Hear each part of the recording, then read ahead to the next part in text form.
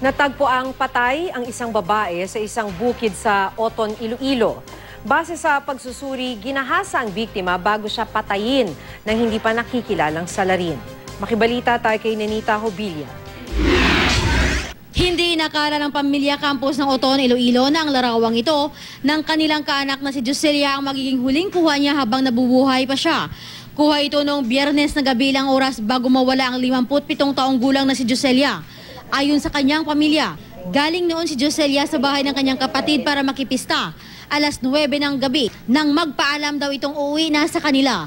Ayon sa isa nilang kakilala, dumaan pa si Joselia sa isang lamay. Nagkatusa to sa namatyan mo, dito ang namatyan mo, hapit pa siya to. Tapos Iwan na kami kabalungan ng pulis sa umai.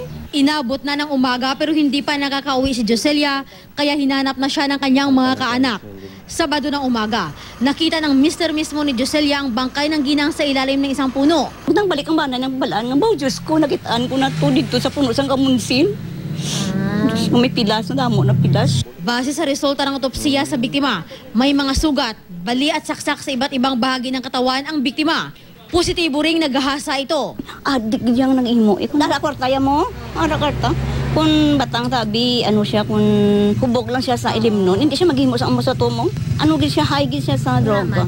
Tamo ya pilas, pito ko no.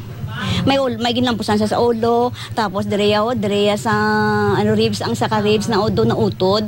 Tapos may dire nga pilas, may sa likod. Sa damo, pito ko ang pilas, may ice pick, may kutsilyo. Wala pang suspek sa krimen. Nag-iimbestiga na ang Oton Police. Sa mga bayan sa polis na di ko perahan ginanda nga masolbar ang krimen, hindi na siya ano-ano krimen na mo. Diyos ko, brutal na nga pagbatay sa iya. Nenita Hobilla, Nagbabalita, Pilipinas.